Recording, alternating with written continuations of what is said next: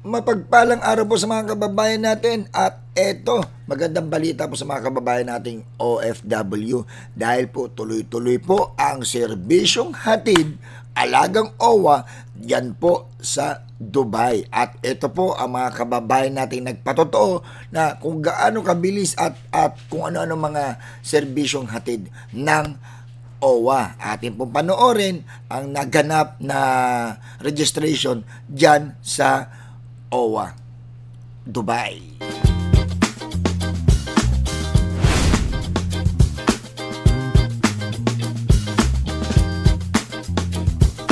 Thank you so much po sa OWA Dubai.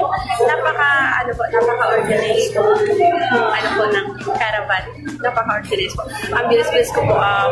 Pumunta po ako ng DFW, then pumunta ko din sa OWA. Tapos nakakuha na ako agad ng e-card. At sa 1 hour na mahigit ko lang is nakapunta pa ako ng ibang ahensya na pupunta ako ng pag-ibig, pupunta pa ako ng SSS. Tapos as in, ang bilis. At napaka-humble na mga staff. Thank you so much, OWA! Guys, ang bilis, in fairness. Kahit, actually maaga ako kanina. Pero ang organize niya. Thank you guys. At ito na siya, gawa na siya. Ang bilis kong natapos. Maraming salamat, OWA. Napakabilis ng serbisyo. Andito na yung OWA card ko. Maraming salamat. God bless.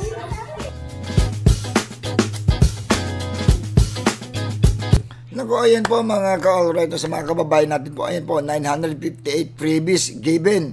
Tapos 785 yung e-cards issued po. 565 po ang membership renewals and new application. Nako, napakagaling po talaga ng serbisyong hatid ng OWA.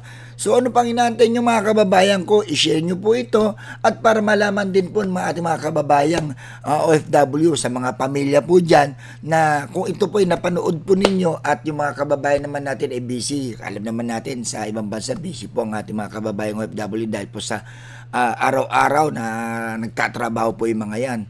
Baka hindi ho nakakarating sa kanila, baka naman ho, mga kababayan natin, mga pamilya dyan, i-share po nyo po sa mga mahal nyo po sa buhay na nagtatrabaho po sa ibang bansa para malaman po nila na ganito po kaganda ang serbisyong hatid ng OWA. Dahil po yan sa bagong Pilipinas na ginagawa ng ating mahal na Pangulong PBBM at sa kooperasyon po at suporta po ng ating magaling na OWA Administrator, Ma'am Patricia Ibon Kaunan. Sa bagong Pilipinas, walang maiiwanan at lahat po tayo ay sama-sama sa pagbabago at sa kaayusan sa bansang ito. Maraming salamat po.